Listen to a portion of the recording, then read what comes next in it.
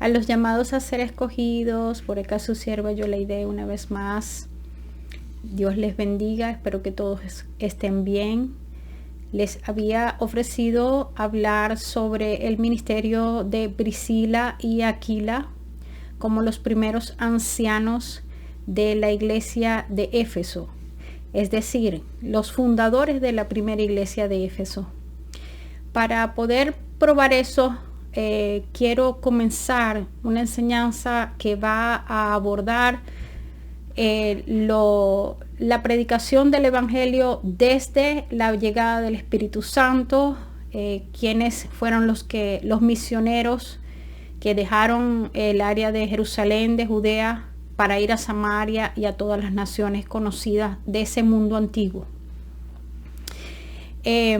También quiero hablar de los que fueron los colaboradores, tanto de Pedro como de Pablo, que son los que más se mencionan en el libro de los Hechos, donde podemos ver la historia de la iglesia y de esa predicación que el Señor había dejado como mandamiento, ir a todas las naciones, hecha una realidad.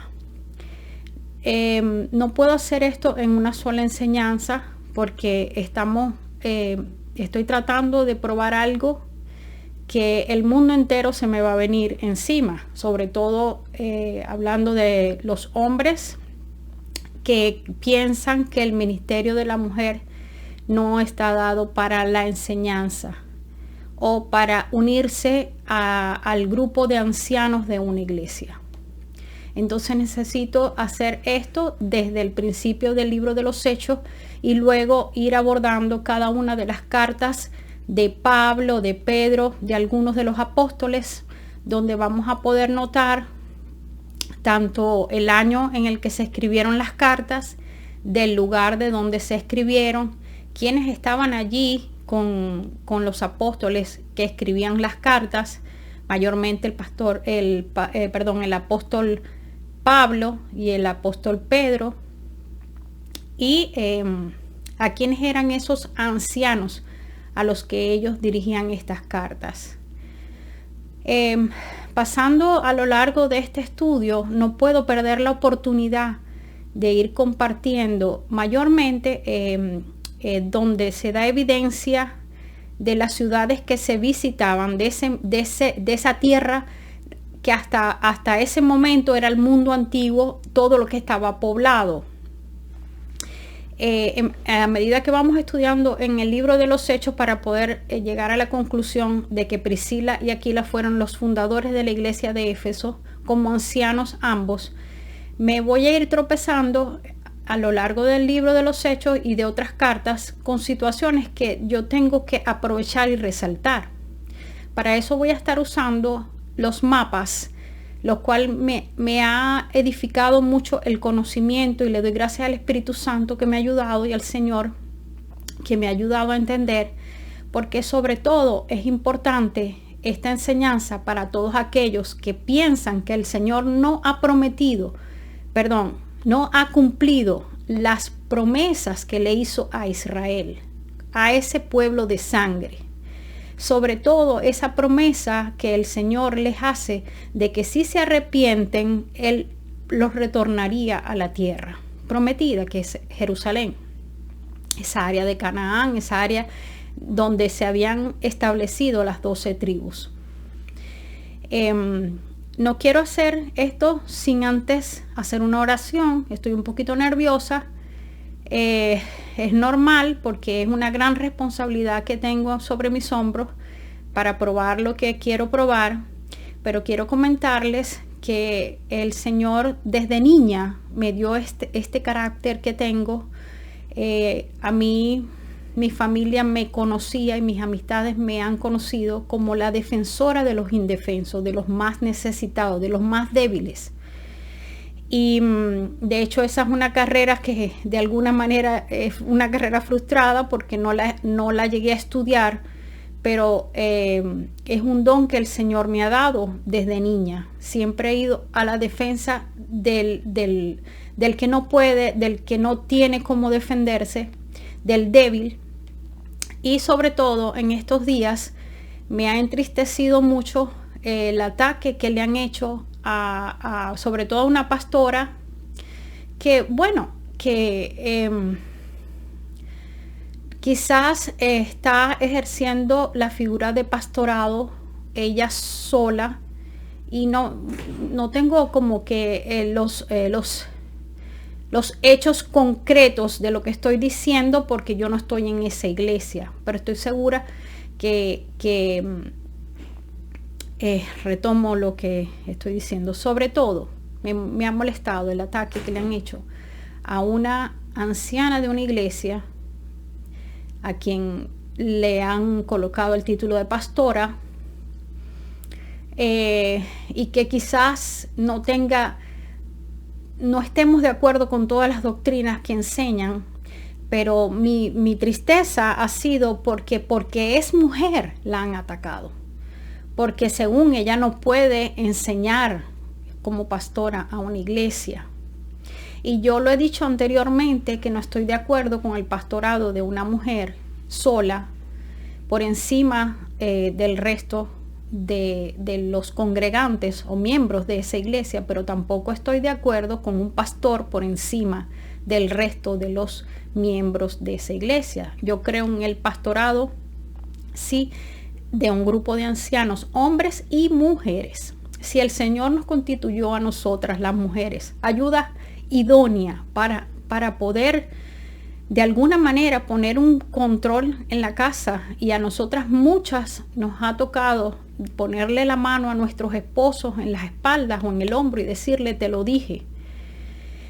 Entonces, ¿cómo negar esta obra tan maravillosa que el Señor Jesucristo hizo para nosotras, restituyendo ese valor que a nosotras a lo largo de las Escrituras podemos ver que no teníamos?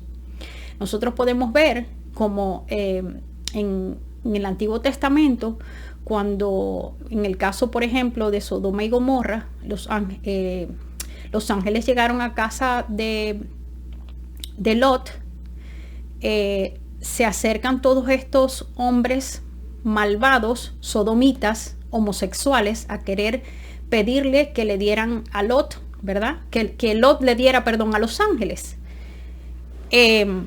a estos visitantes, y Lot ofrece darle a sus hijas.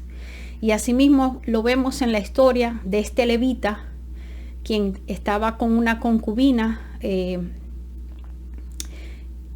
pasando por las tierras. No se quiere quedar en una región de gentiles, pero entonces llega a la región donde estaban los benjamitas, pensando que por ser tribu de Israel iban a estar, alineados a la palabra de Dios, a los mandamientos del Señor. Y resulta que a él también quisieron abusarle, y el dueño de esta casa donde él lo acobijó le dice que le daría a su hija, pero finalmente le dieron fue a la concubina. ¿Por qué? Porque nosotras las mujeres no teníamos ningún valor en el mundo antiguo. Era una sociedad patriarcal donde la mujer era menos que nada. El Señor Jesucristo, mostrando su amor y esa restitución que Él trajo en su vida y en su muerte para la humanidad por completo, Él nos da el valor nuevamente que debemos tener como ayuda idónea, no solamente para nuestro esposo, pero también para la iglesia, como cuerpo de Cristo, que nosotras también somos el cuerpo de Cristo del Señor. Ese cuerpo de Cristo que está constituido por hombres y mujeres, si el Señor no hace acepción de personas, si ya no hay ni judío ni griego, ni siervo ni libre, ni hombre ni mujer, entonces esto tiene que ser una mala interpretación de las Escrituras, porque una mujer que tenga su casa ordenada, que tenga su vida ordenada y no esté practicando el pecado, que sea una verdadera nacida de nuevo, el Señor la puede usar tanto como el Señor puede usar un hombre que esté ordenadamente en todos los aspectos de su vida, como lo dice la palabra de Dios. A lo largo de este estudio, luego vamos a analizar esa carta a Tito y a Timoteo, donde se y la de Corintios también, donde se menciona también lo de que la mujer no debe enseñar. Y vamos a leer esa parte donde dice si uno anhela obispado, y vamos a ir a través, pero eso no va a ser este día, porque voy a ir al contexto también del griego y todo lo demás. Me gustaría, y he tratado de enfocarme haciendo este estudio, a quién se le están dirigiendo las cartas, como lo dije anteriormente, en el momento, el año aproximado que se están escribiendo las cartas, y de dónde se están escribiendo. Entonces, habiendo dado esta pequeña introducción, quiero orar y pedirle al Espíritu Santo que me ayude y me guíe en esta tarea que siento me ha encomendado. Perdón, antes de orar, porque comentaba el ataque a esta pastora, el nombre de ella es Kenia. No recuerdo su apellido, pero es muy famosa ahorita en las redes sociales, y me dio mucha tristeza que sobre todo pastores de las iglesias bautistas y presbiterianas, muy famosos en las redes sociales, hayan atacado hasta de hereje a la pastora por ser mujer. Incluso a algunos de ellos les llegué a comentar sus videos, porque me tomé la molestia de verlos, saber cuáles eran los argumentos que ellos tenían. Y me dio mucha tristeza porque muchos de ellos públicamente la quisieron avergonzar. Y la palabra de Dios dice que si tú tienes algo, o mejor dicho, que si ves que alguien tiene algo en contra de ti, que tú vayas y hables con ese hermano. Y que si ese hermano no te escucha, que vayas y tomes testigos, y si no, que se lo digas a la iglesia. Pero para estos youtubers, porque tengo que decirlo así, porque si en realidad tienen un cargo de pastor, un pastorado, más ellos tienen que saber que la palabra de Dios habla de que vayas primero en lo secreto, hables con tu hermano y te arregles con tu hermano, o lo exhortes, o lo animes, o lo que sea, en lo secreto. Y después, si esa persona no te hace caso, testigos y todo, no, pero ellos van primero y la avergüenzan públicamente. Hacen todo ¿por qué? Porque quieren más seguidores en sus canales de YouTube. Y eso me da mucha vergüenza y tristeza al mismo tiempo. Y por eso yo dije, bueno, como yo me he levantado muchas veces a pelear por los derechos de otros, yo también quiero pelear por los míos. Como mujer, como hija de Dios que soy, como miembro del cuerpo de Cristo, pero también levantando bandera por todas aquellas mujeres que han sido humilladas y menospreciadas en sus ministerios, porque el que llama es el Señor, y el Espíritu Santo dota con dones y talentos como a Él le plazca. O le van a cortar ustedes las manos al Señor y decir, no escojas a esta mujer, porque Pablo escribió esto, que ha sido incluso comprobado, que muchos de esos versículos fueron puestos de un sitio a otro, incluso al pie, a la nota del pergamino, porque los escribas o los copistas no sabían exactamente en qué parte de ese documento iban esos dos versos tan conflictivos, pero ellos les dan la interpretación que más les conviene para dejar a la mujer afuera de todo ministerio. Y el Señor, como soberano, puede usar a la mujer si a Él le place, porque si Él hizo que una mula hablara al profeta, pues yo, que soy imagen de Cristo, tan imagen como usted, varón, yo también puedo hablar por el Señor, si al Señor le place. Entonces, bueno, Padre amado, Señor, perdón si sueno ruda con mis palabras. Yo te pido, mi Señor, en el nombre de Jesús, que me des la fuerza para hacer este tema.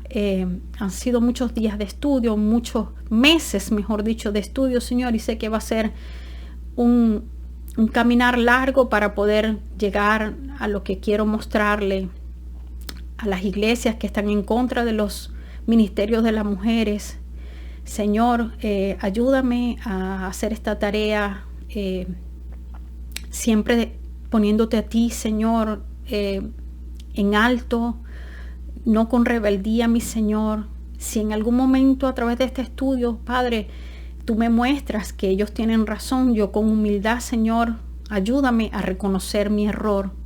Pero si no es así, y si es como tú me lo has mostrado a través de la Escritura, Señor, ayúdame a mostrarles a ellos, Señor, tu plan de redención que también se llevó a cabo en nosotras, Señor, por el error y por el pecado de Eva, Padre. Ya tú nos diste un valor, Padre, un valor que a lo largo de los siglos no nos han querido retornar, porque nos siguen culpando del pecado de Eva, pero ellos nos recuerdan que ya tú pagaste en la cruz por ese pecado y que nos redimiste a nosotras también, las mujeres, Padre. Nos diste el valor como figura tuya que somos, como imagen tuya que somos, Señor.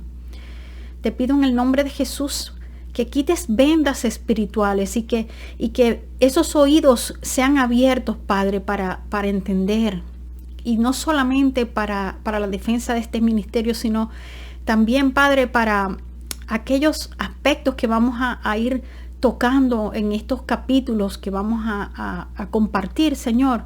Esos aspectos importantes de lo que ya tú cumpliste y que tú no eres hombre para mentir, Señor, y que Jesucristo tampoco, Señor, quedó como un falso profeta por las personas que no han podido entender la Escritura hasta este día.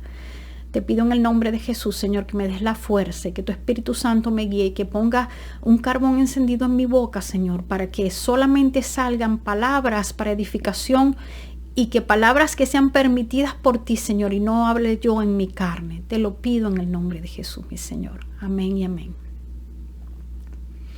Bien, vamos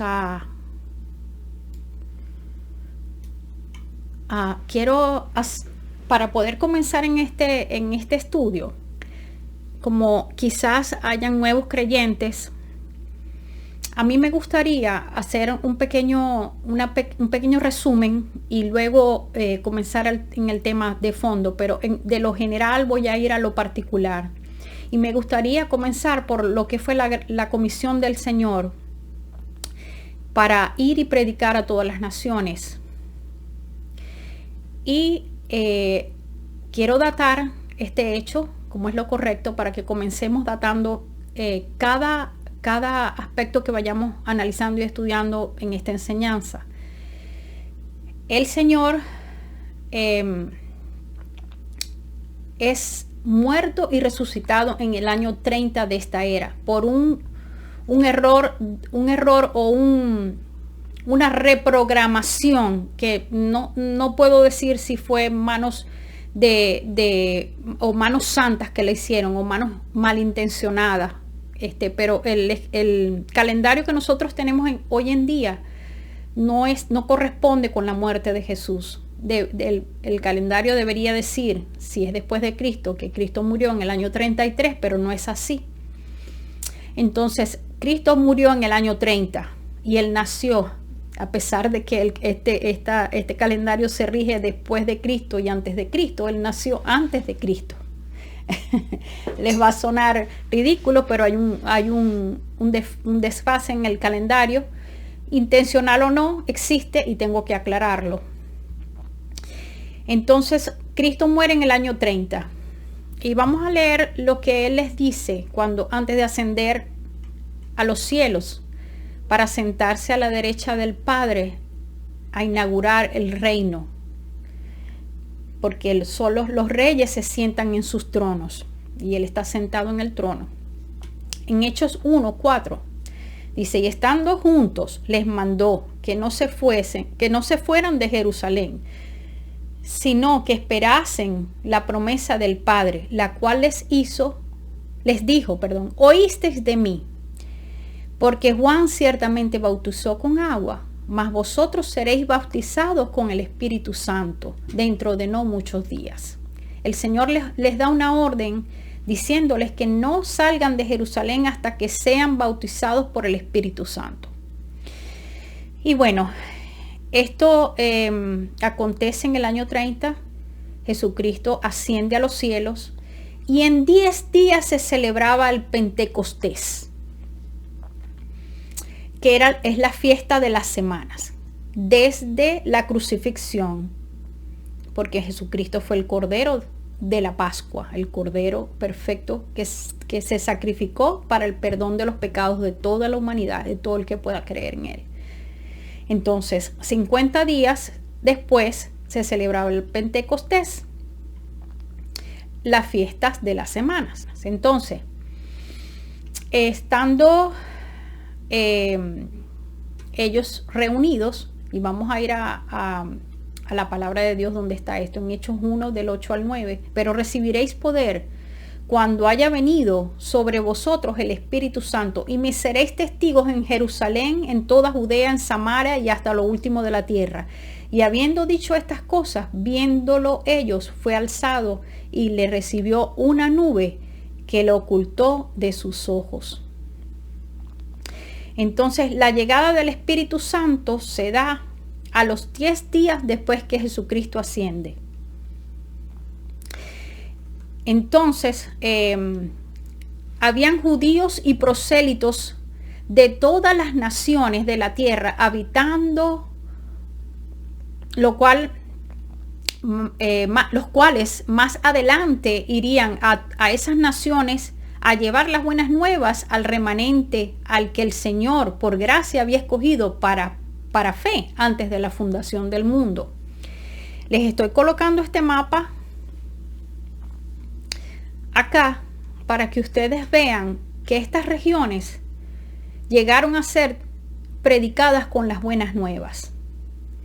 Y voy a ir colocando los mapas porque me gustaría que ustedes tengan un conocimiento más amplio de cuáles fueron las tierras que el Señor les dio y hasta dónde llegó la palabra en esos tiempos. Ese mundo antiguo que no es lo que nosotros hoy tenemos, todo el mundo terráqueo, este planeta, el planeta en sí, todo ocupado, no era la realidad en aquel entonces. En aquel entonces era el mundo antiguo abarcaba esas áreas aledañas a Jerusalén. Entonces, este mapa que ustedes ven acá fueron todas las zonas que llegaron a ser predicadas con las buenas nuevas de que el reino de los cielos se había inaugurado y había llegado el Mesías prometido. Entonces, ¿y por qué les digo que habían judíos y prosélitos de todas las naciones? Vamos a ir a la palabra de Dios, donde en Hechos 2:5 lo dice, moraban entonces en Jerusalén judíos, varones piadosos de todas las naciones bajo el cielo. Nosotros leemos muchas veces la palabra de Dios y como que no captamos esos detalles, y por eso yo quiero mostrárselos más ampliamente. La misma palabra de Dios está diciendo que el día de Pentecostés, el día que ellos reciben el Espíritu Santo, moraban en Jerusalén judíos. Cuando dice varones piadosos, no quiere decir que solamente habían hombres. Ahí está abarcando a todos los judíos con sus familias. Entonces, de todas las naciones bajo el cielo, es decir, que ya de todo ese mapa que les acabo de mostrar, habían venido a Jerusalén a celebrar las fiestas de la semana. Y muchos de esos judíos vivían en Jerusalén, pero otros habían venido porque acuérdense que el mandamiento era ir 3 veces al año a las fiestas principales, que eran la Pascua, el Pentecostés y la fiesta de los tabernáculos. Entonces, a ver, aquí en Hechos 2:8 también les leo, ¿cómo pues les oímos nosotros hablar cada uno en nuestra lengua en la que hemos nacido? Partos, medos, elamitas y los que habitamos en Mesopotamia, en Judea, aquí, y los que habitamos en Mesopotamia. Por eso es que hay que aclarar que habían judíos y prosélitos que venían a celebrar la fiesta de las semanas. Entonces miren todas las naciones que aquí estaban. Entonces pardos, medos, elamitas y los que habitamos en Mesopotamia, en Judea, en Capadocia, en el Ponto y en Asia, en Frigia, en Panfilia, en Egipto y en las regiones de África, más allá de Cirene. Aquí no están todas esas regiones nombradas. Esto es como un resumen, pero estaban varones de todas las naciones bajo el cielo. El Señor cumpliendo su promesa de que Él llevaría salvación a todos aquellos que estaban arrepentidos y que eran, como lo dice acá la palabra, varones piadosos.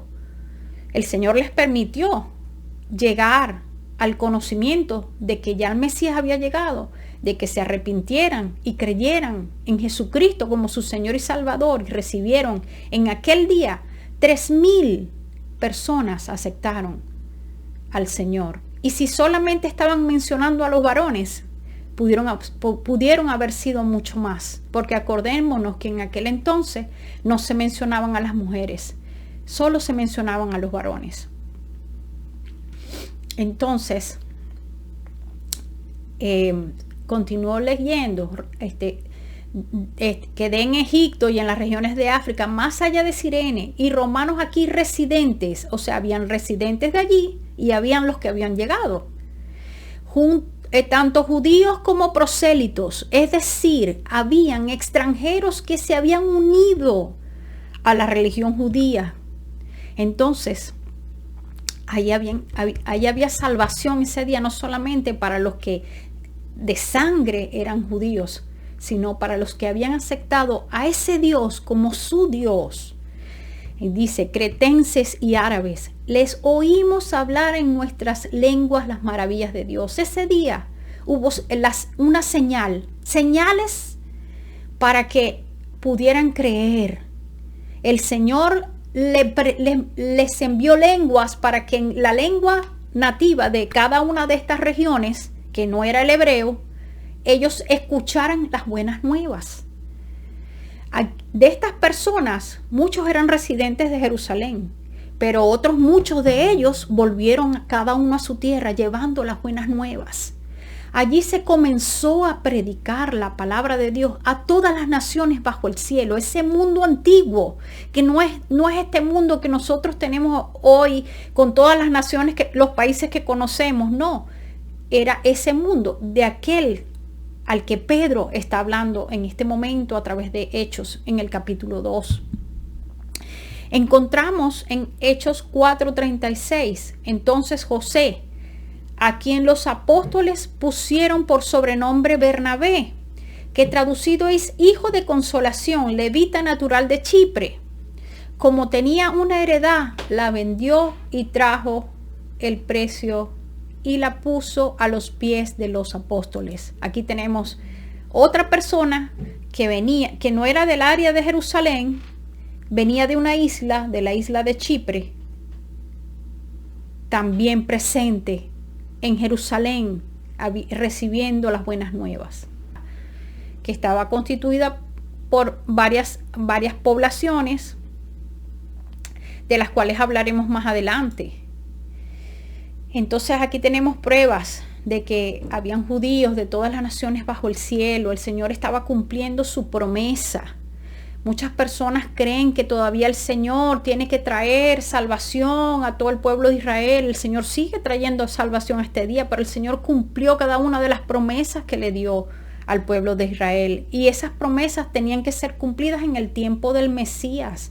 Así está escrito, así están las profecías. Él iba a traer salvación para unos y juicio para otros. Y eso fue lo que pasó. Y seguimos leyendo.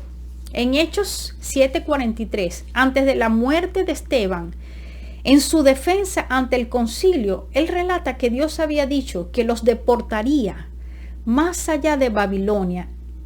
Me gustaría explicar esto. Dice, primero vamos a leer el verso. Dice Hechos 7:43, antes bien, llevasteis el tabernáculo de Moloc y la estrella de vuestro dios Renfán, figuras que os hicisteis para adorarlas. Os transportaré pues más allá de Babilonia. Mire, Esteban es el primer mártir de la iglesia cristiana, así se le conoce, así se le tituló.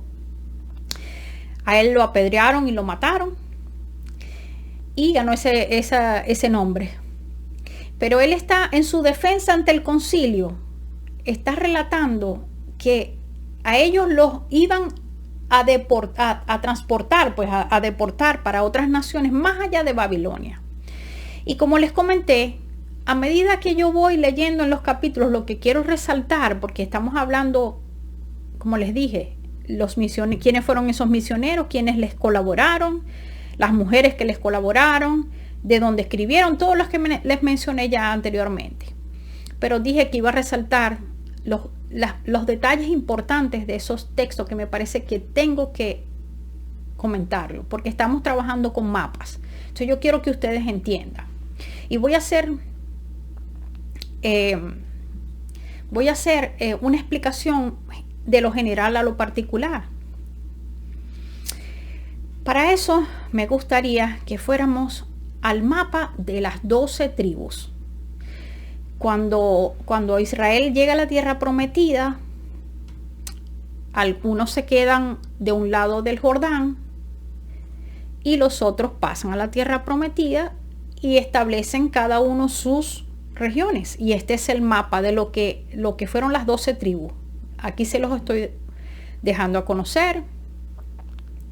Miren, Benjamín, Jerusalén está bien chiquitico por acá, por donde dice Benjamín, por el ladito donde está el Mar Muerto, ¿verdad? Los filisteos estaban por acá más a la costa, para que ustedes tengan una idea. Estas eran las 12 tribus establecidas antes de la división.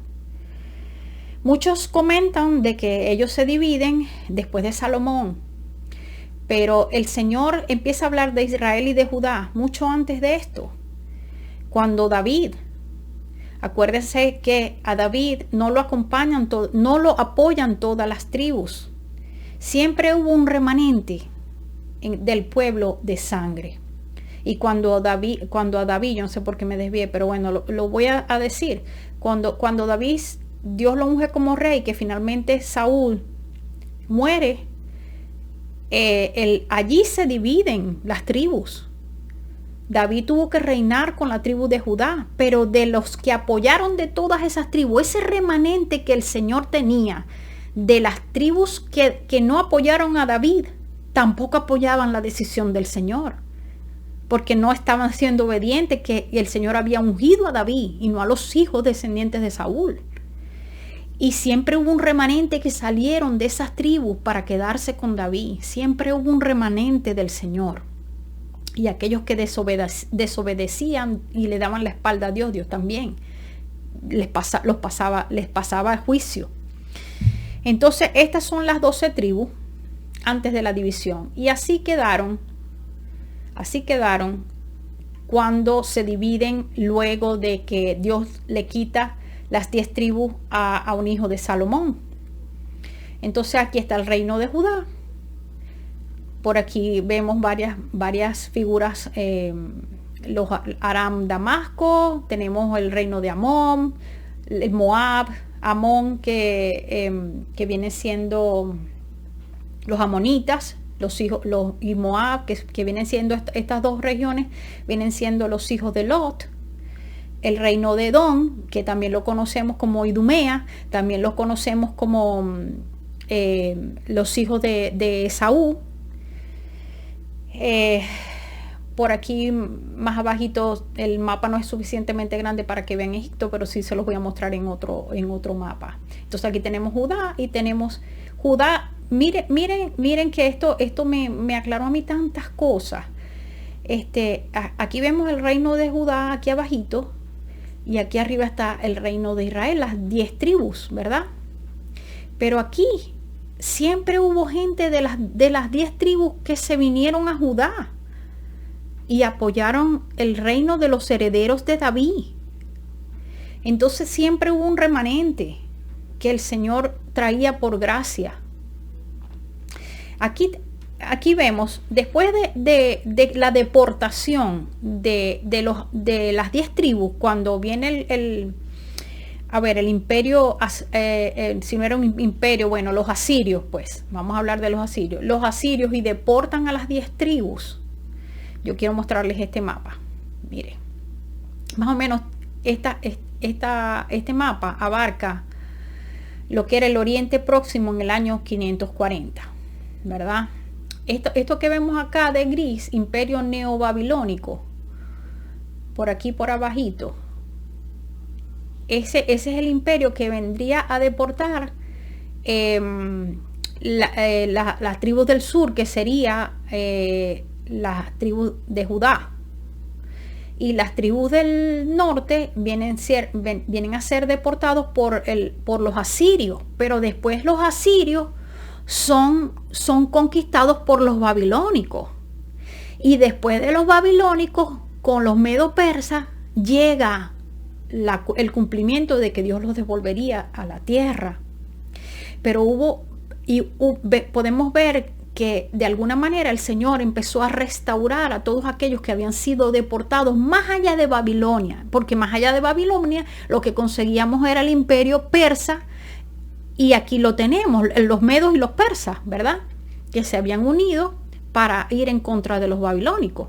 Cuando el reinado de Ciro, que lo menciona Isaías, cuando Darío, y empiezan a salir nuevamente hacia Jerusalén, y empieza a cumplirse esa promesa de que Dios los iba a retornar en la primera destrucción del templo, el templo de Salomón, cuando Judá también había sido deportada, pero los asirios ya habían deportado anteriormente a las 10 tribus.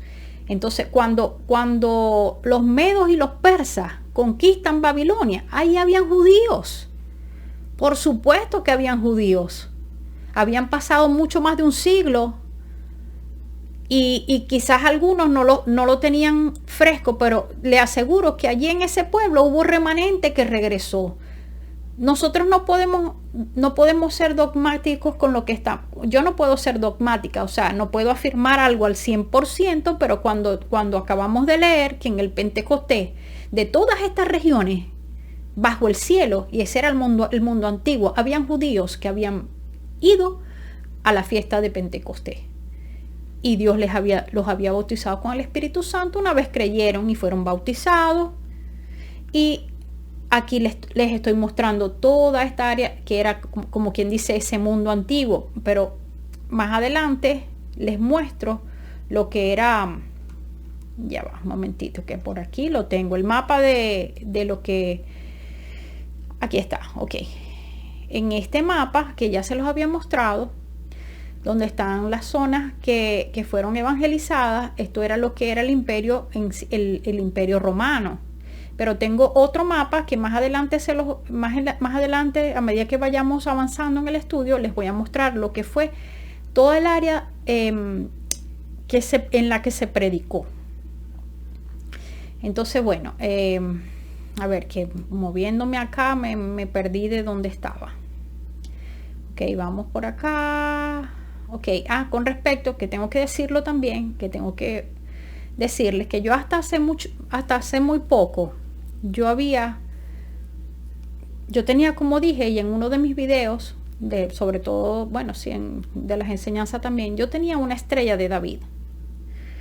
A pesar de que alguien en una oportunidad me había exhortado y me había tratado de abrir mis ojos, pero yo estaba rebelde y yo dije, no, esta es la estrella de David. Y yo no había escudriñado la palabra de Dios tan profundamente como lo he hecho. Para la gloria de Dios, Él mismo me ha puesto este peso por ir a la palabra y estudiarla. Y yo la usaba para predicar, porque cuando yo he tenido la oportunidad de tener muchos judíos a mi alrededor, y cada vez que me preguntaban, sabiendo ellos que yo no era judía, esa estrellita, ¿por qué tú la usas? Bueno, porque el Mesías venía de la tribu de David, y el Mesías vino y es Jesucristo, y por eso es que yo la uso. Pero les cuento que estudiando la palabra, que me consigo con esto, no solamente en Hechos, sino en el Viejo Testamento, el Señor les reclama que ellos cargaban, y es en la única parte donde se menciona una estrella, y la vemos hoy en día en iglesias cristianas, la bandera de Israel guindada, lo cual es un ídolo. que el Señor les reclamaba en las escrituras al pueblo que tenían. Y aquí lo leemos: y la estrella de vuestro Dios Renfán, figuras que os hicisteis para adorarla. Entonces, hace pocos meses, cuando me confrontó la palabra finalmente y lo entendí, y mis oídos y mis ojos fueron abiertos, me quité la estrellita, porque entendí que eso no viene de parte de Dios. El Señor en ningún momento les manda hacer a ellos una estrella, ni que los identifique como pueblo, ni que se hicieran ninguna figura, ni debajo de la tierra, ni sobre el cielo, ni del mar, ni de ninguna clase, y lo vemos en el Éxodo, porque Dios aborrece eso. Entonces, ahí está, se los comparto, así como me vino a mí. Usted ve si se tarda unos años en reaccionar y quitarse la estrellita de David, o si obedece a la palabra de Dios y agrada al Señor, se aparta para Él.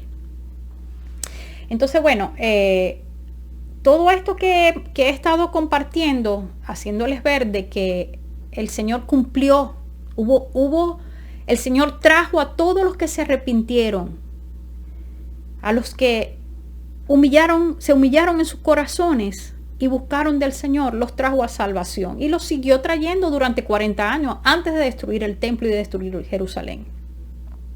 Mientras se llevaba la predicación a todas esas ciudades y países o regiones o naciones de ese mundo antiguo. ¿Y cómo sabemos que el Señor llegó a todas las naciones? Porque lo conseguimos en las Escrituras. Romanos 15, del 23 al 24, está hablando Pablo y dice: pero ahora, no teniendo más campo en estas regiones y deseando desde hace muchos años ir a vosotros, cuando vaya a España iré a vosotros, porque espero verlos al pasar y ser encaminado por vosotros una vez que haya gozado con vosotros. Entonces, los apóstoles, todos los que vamos a ir en este estudio viendo las regiones, las ciudades y todas esas áreas donde se predicó la palabra de Dios, y quienes eran colaboradores, predicadores igual que Pablo, igual que Timoteo, igual que Silas, igual que Pedro, Bernabé y todos los que estaban trabajando en esa tarea, Apolos. Entonces, Pablo ya no tenía más regiones, más campo a donde predicar. Él quería ir a Roma y pasar por España antes de ir a Roma. Entonces, ese fue su anhelo, ir al final de sus días, antes del 70, antes de la destrucción del templo, del segundo templo y de Jerusalén.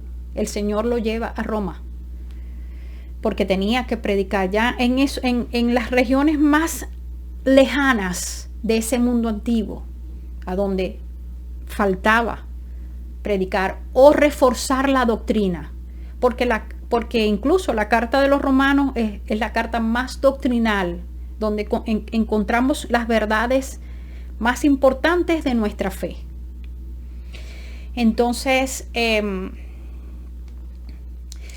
bueno, más o menos en qué año fue la muerte de Esteban, porque bueno, yo estuve buscando a ver qué decían, buscando en el internet a ver qué se decía, y colocan la muerte de Esteban más o menos para el año 34. Yo no le consigo mucha base a eso, honestamente, y yo les voy a ir compartiendo por qué.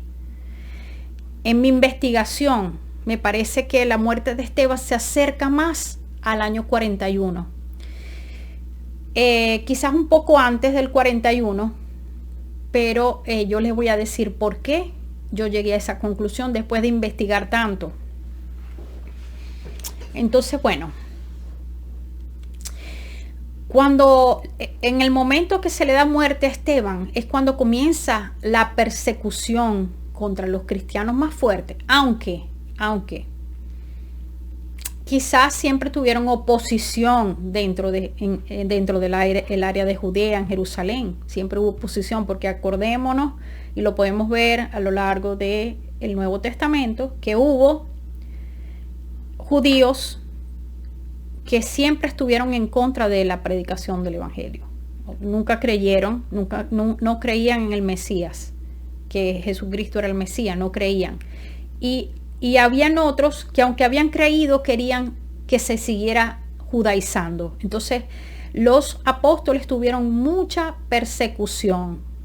Pero digamos que una persecución fuerte comienza cuando la muerte de Esteban. Y vamos a ir a eso. En Hechos 8 del 1 al 3. Y Saulo consentía en su muerte. En aquel día hubo una gran persecución contra la iglesia que estaba en Jerusalén. Y todos fueron esparcidos por las tierras de Judea y de Samaria, salvo los apóstoles. Y esto lo tengo subrayado, y salvo los apóstoles en rojo, porque quiero que ustedes lo guarden en su mente. Todos los discípulos que estaban en Jerusalén fueron esparcidos, excepto los apóstoles.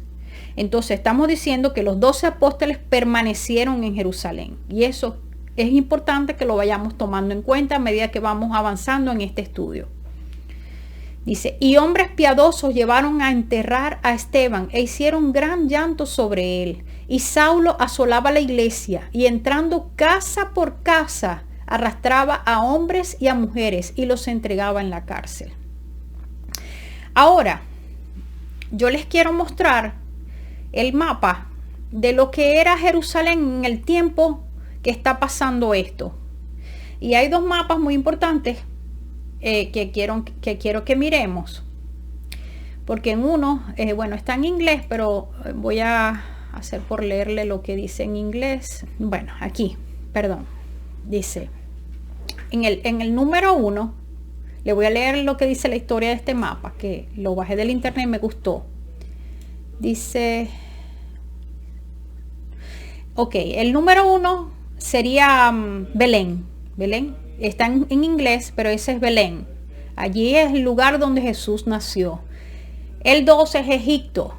Mire, de donde Dios saca a las 12 tribus para llevarlos hasta la tierra prometida, que sería este pedazo de tierra que vemos acá. Este pedazo de tierra que vemos acá, que se los había mostrado en el mapa anterior, ¿verdad? Tenemos a Nazaret como número 3. Entonces, José,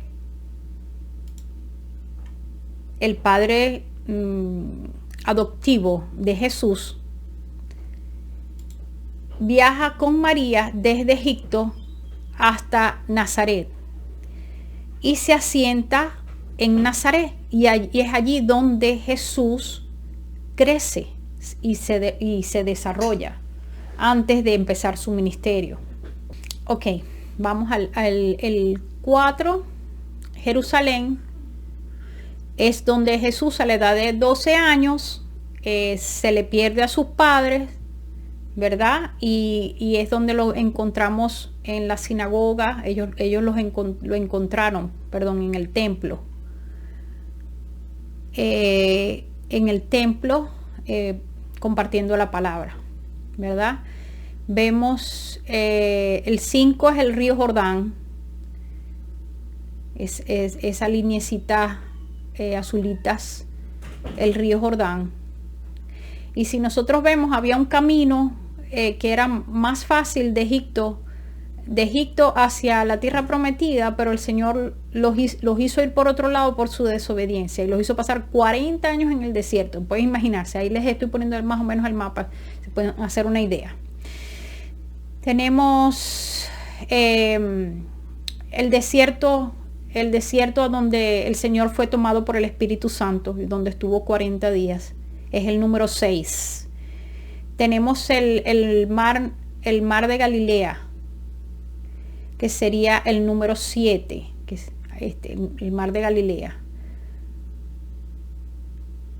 El mar de Galilea, a ver.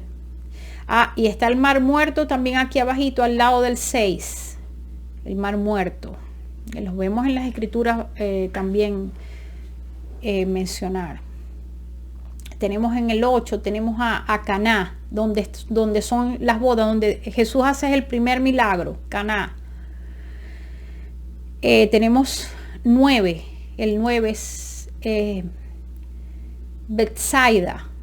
Ahí hace Jesús, si no me equivoco, el milagro de los panes y de los peces.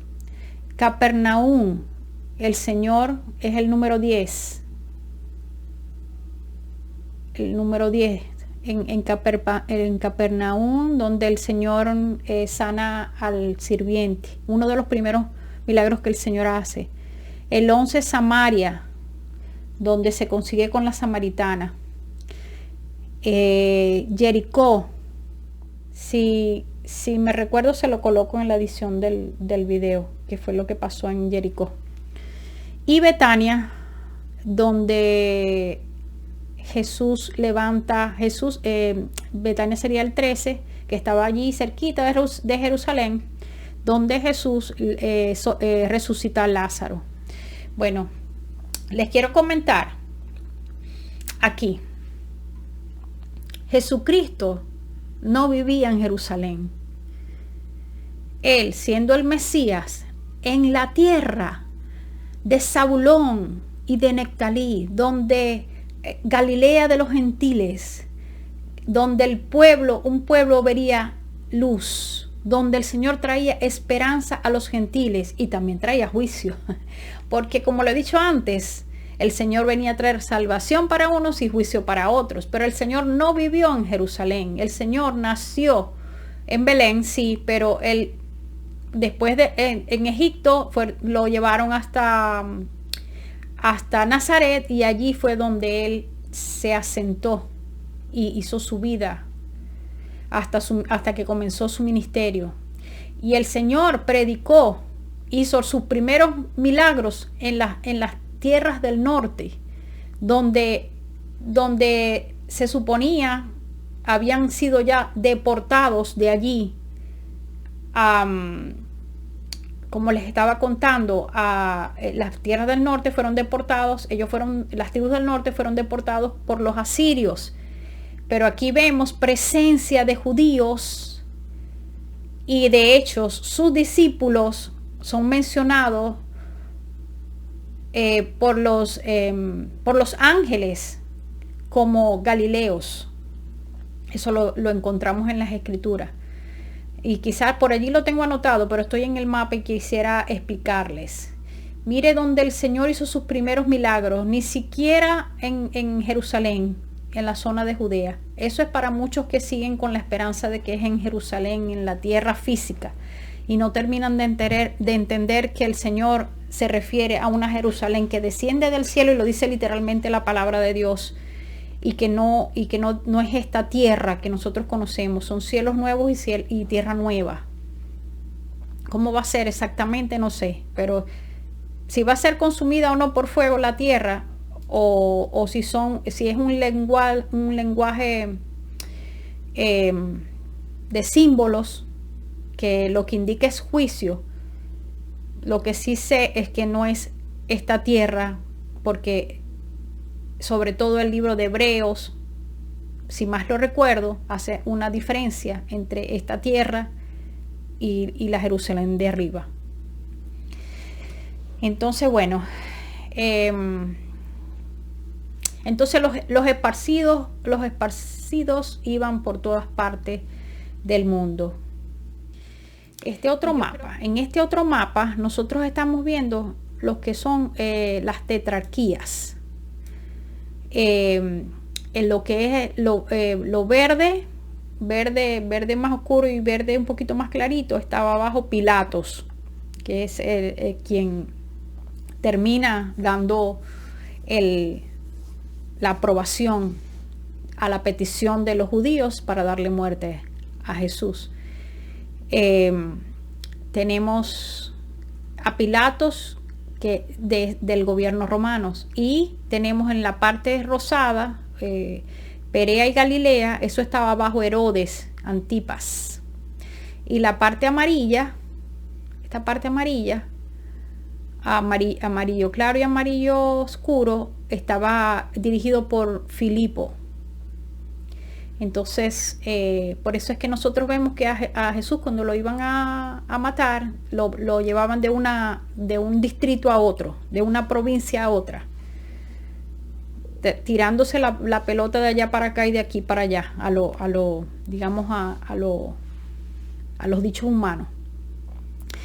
Entonces, ahí les dejé bastante material para que ustedes puedan repasar este video hasta que, con el favor de Dios, la próxima semana podamos continuar y seguir con los mapas y los viajes y todos los protagonistas que allí se van mencionando y algunas particularidades, algunos hechos importantes donde yo quisiera resaltar como los que he resaltado en este video.